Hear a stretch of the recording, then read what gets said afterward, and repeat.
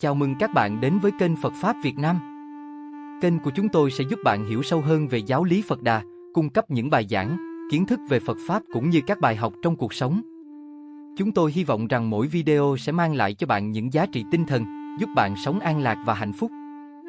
Nếu bạn yêu thích và muốn khám phá thêm, đừng quên nhấn đăng ký và bật chuông thông báo để không bỏ lỡ bất kỳ video nào nhé. Nam Mô A Di Đà Phật. Câu chuyện thứ nhất. Đây là một câu chuyện cổ nổi tiếng về Đức Phật truyền đạo cho người dân. Câu chuyện này kể về cuộc gặp gỡ giữa Đức Phật và một người nông dân khổ cực. Hy vọng câu chuyện này sẽ giúp bạn cảm nhận được tinh thần từ bi và lòng kiên nhẫn trong lời dạy của Ngài.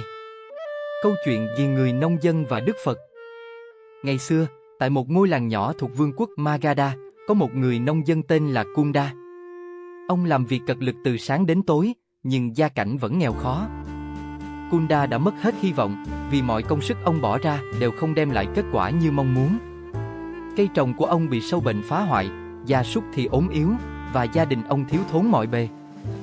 Một ngày nọ, khi Kunda đang làm việc trên cánh đồng, ông nghe thấy rằng Đức Phật đang thuyết pháp tại một ngôi làng gần đó.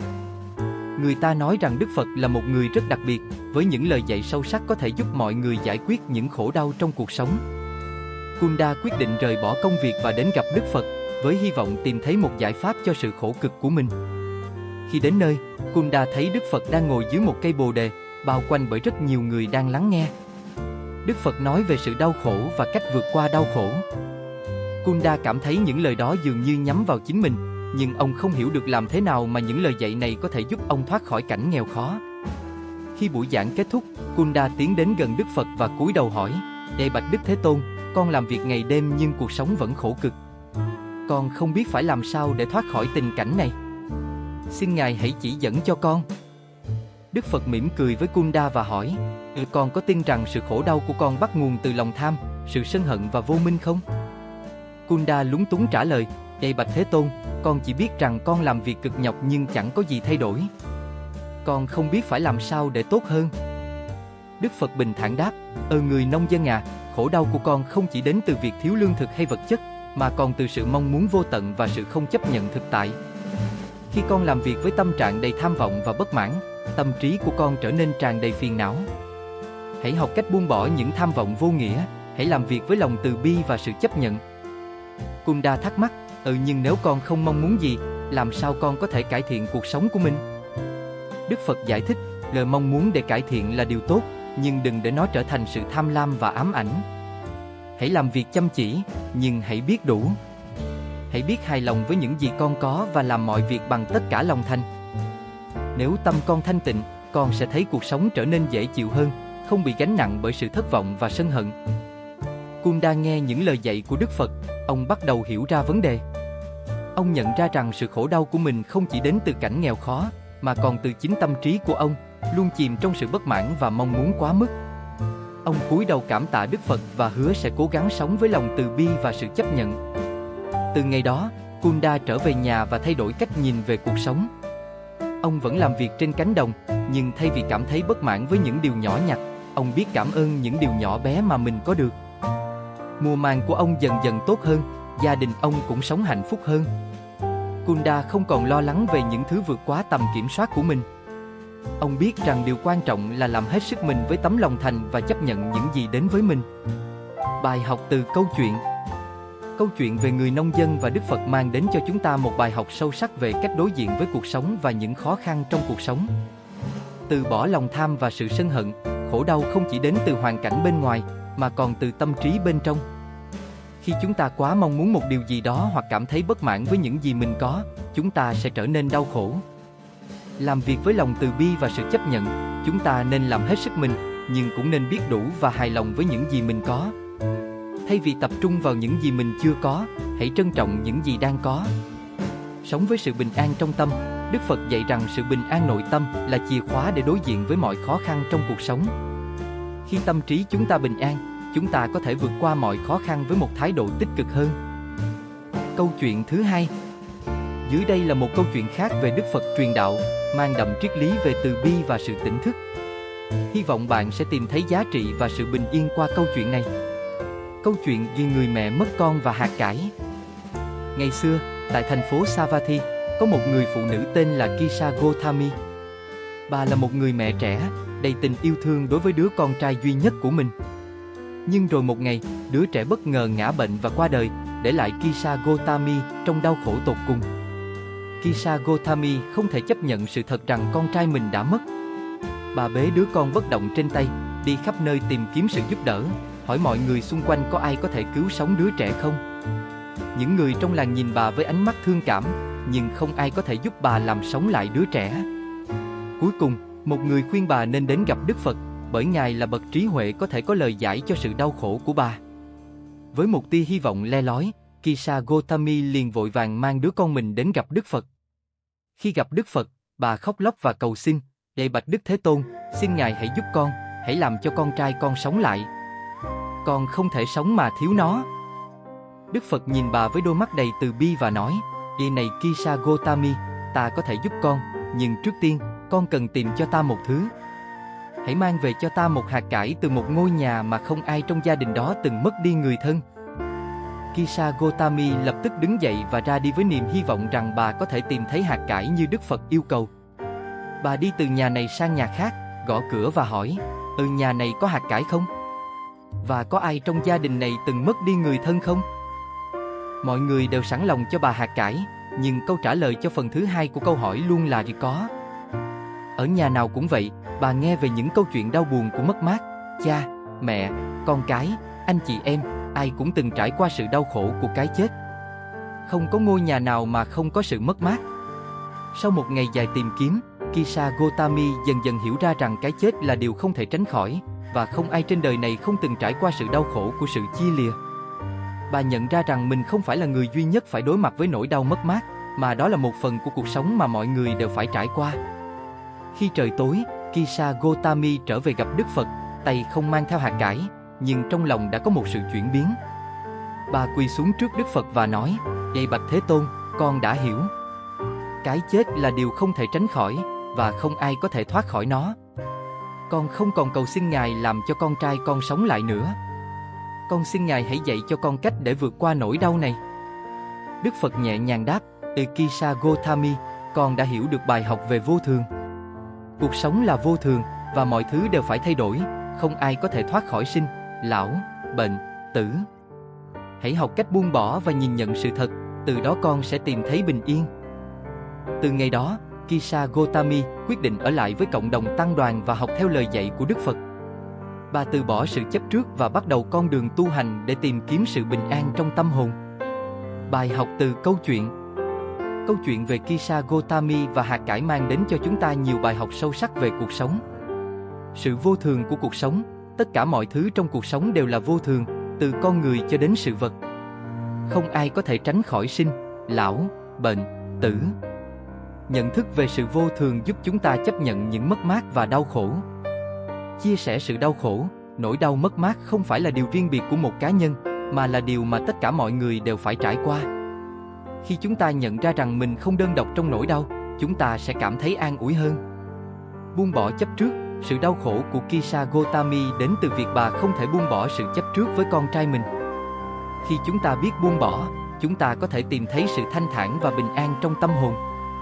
Hy vọng câu chuyện này mang đến cho bạn sự thấu hiểu và đồng cảm sâu sắc với những lời dạy của Đức Phật. Buông bỏ, chấp nhận sự vô thường và sống với tâm từ bi là con đường dẫn đến bình an nội tại. Câu chuyện thứ 3. Dưới đây là một câu chuyện cổ khác của Đức Phật, với nội dung thể hiện sức mạnh của lòng từ bi và sự tha thứ. Hy vọng rằng câu chuyện này sẽ tiếp tục mang đến cho bạn những bài học hữu ích về cuộc sống. Câu chuyện về Angulimala, kẻ sát nhân được cứu rỗi. Ngày xưa, tại vùng đất Kosala, có một tên cướp khét tiếng tên là Angulimala. Hắn là một kẻ hung bạo, đã giết hại rất nhiều người mà không hề tỏ ra ăn năn.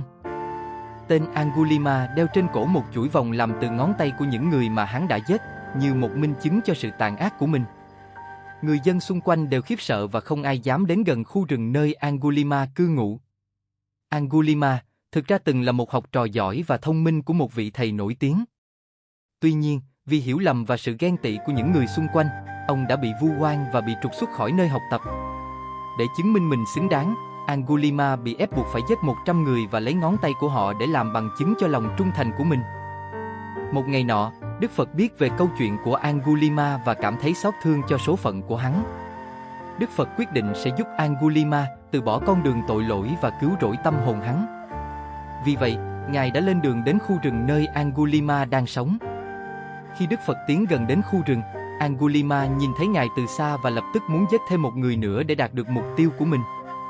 Hắn chạy tới để bắt Đức Phật, nhưng điều kỳ lạ là dù hắn chạy nhanh đến đâu, hắn cũng không thể đến gần được Đức Phật. Đức Phật vẫn bước đi thong thả, nhưng Angulimala thì như chạy mãi mà không thể bắt kịp. Cuối cùng, Angulimala hét lên, "Đi hãy dừng lại, nhà sư kia." Đức Phật quay lại và bình thản nói, "Đi ta đã dừng lại rồi, Angulimala. Chỉ có ngươi là chưa dừng lại." Angulimala ngạc nhiên hỏi, Ngài nói dối.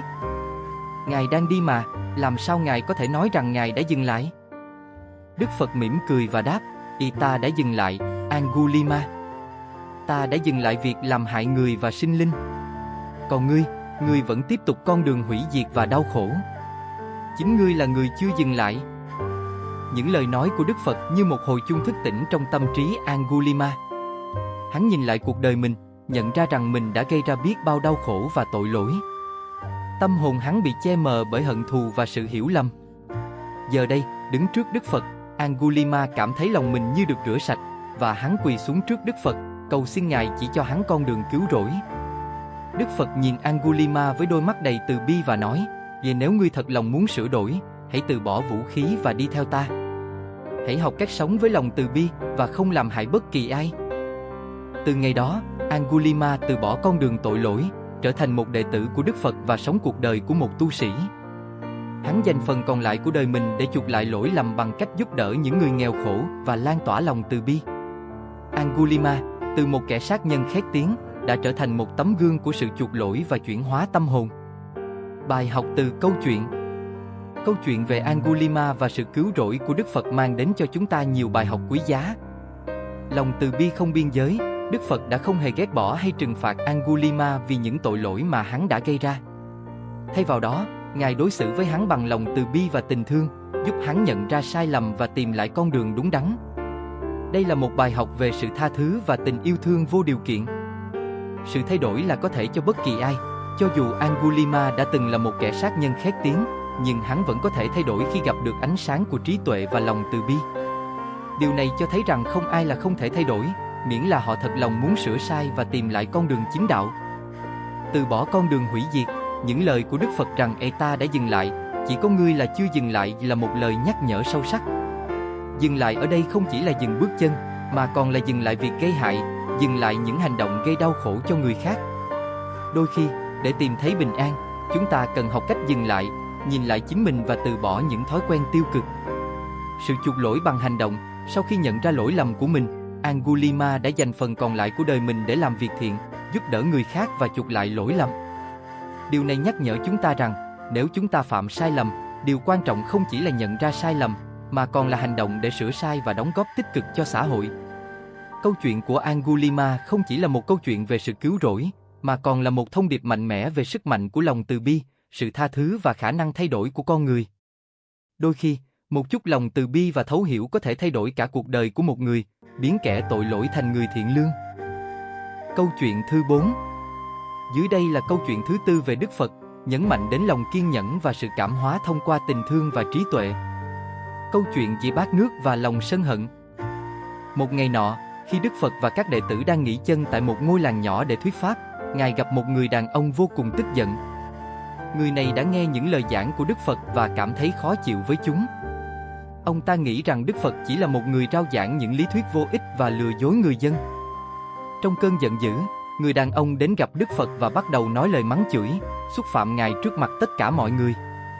Ông ta gọi Đức Phật là một kẻ giả mạo, một người chỉ biết lừa phỉnh người khác để nổi tiếng. Trong suốt thời gian người đàn ông mắng chửi, Đức Phật vẫn ngồi yên, giữ nụ cười nhẹ nhàng trên gương mặt. Ngài không hề tỏ ra tức giận hay đáp trả lại bất kỳ lời xúc phạm nào. Sự bình thản của Đức Phật khiến những người xung quanh cảm thấy kinh ngạc. Cuối cùng, sau khi đã trút hết sự giận dữ, người đàn ông bắt đầu mệt mỏi và dừng lại.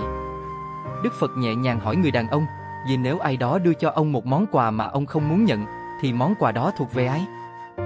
Người đàn ông ngạc nhiên, nhưng vẫn đáp, Dĩ nhiên là thuộc về người đã mang món quà đó đến, nếu tôi không nhận nó. Đức Phật mỉm cười và nói, đúng vậy.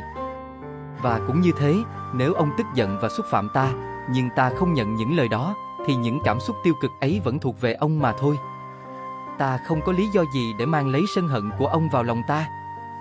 Người đàn ông im lặng, nhận ra rằng những lời chửi rủa của mình chỉ là một món quà không ai muốn nhận. Ông ta cảm thấy xấu hổ về hành động của mình và cúi đầu trước Đức Phật, xin lỗi Ngài vì sự xúc phạm. Đức Phật mỉm cười từ bi và nói, lòng sân hận không thể được hóa giải bằng sân hận, chỉ có tình thương mới hóa giải được sân hận. Hãy học cách buông bỏ sân hận, và ông sẽ tìm thấy sự bình yên trong lòng mình. Người đàn ông nghe những lời này và cảm thấy lòng mình nhẹ nhàng hơn. Ông cảm tạ Đức Phật vì đã chỉ cho mình một bài học quý giá, và ông quyết định theo Ngài, học cách từ bỏ sân hận và sống một cuộc sống bình an hơn. Bài học từ câu chuyện. Câu chuyện về Đức Phật và người đàn ông giận dữ mang đến những bài học sâu sắc. Không chấp nhận sân hận, Đức Phật không để những lời chửi rủa của người đàn ông làm phiền lòng mình. Ngài không nhận lấy món quà đó, và vì vậy không để nó tác động đến tâm trí mình.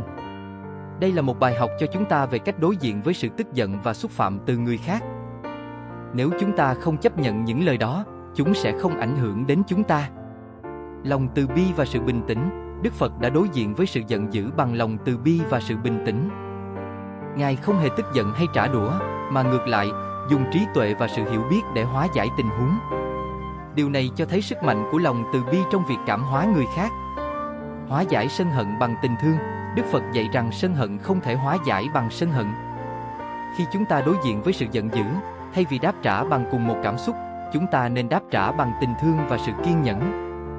Chỉ có như vậy mới có thể hóa giải được sự căng thẳng và tạo ra hòa bình. Trí tuệ trong ứng xử. Đức Phật đã dùng một câu hỏi đơn giản để giúp người đàn ông nhận ra sai lầm của mình. Đôi khi, thay vì phản ứng lại với những hành động tiêu cực, một câu hỏi hoặc một lời nhắc nhở nhẹ nhàng có thể giúp người khác nhận ra lỗi lầm của họ mà không gây thêm sự căng thẳng. Câu chuyện về bát nước và lòng sân hận nhắc nhở chúng ta rằng, trong cuộc sống, chúng ta sẽ gặp phải những người không hiểu mình hoặc muốn làm tổn thương mình. Tuy nhiên, cách chúng ta phản ứng với những tình huống đó quyết định chúng ta là ai. Hãy học cách giữ lòng bình yên, từ bi và không để những cảm xúc tiêu cực của người khác ảnh hưởng đến mình. Khi chúng ta làm chủ được cảm xúc của mình, chúng ta sẽ tìm thấy sự bình an và hạnh phúc. Nếu bạn cảm thấy những nội dung của kênh Phật Pháp Việt Nam hữu ích, đừng quên like, share để chia sẻ những giá trị này đến với nhiều người hơn. Và đừng quên đăng ký kênh và bật chuông thông báo để không bỏ lỡ những video tiếp theo. Cảm ơn bạn đã đồng hành cùng chúng tôi. Nam Mô A Di Đà Phật.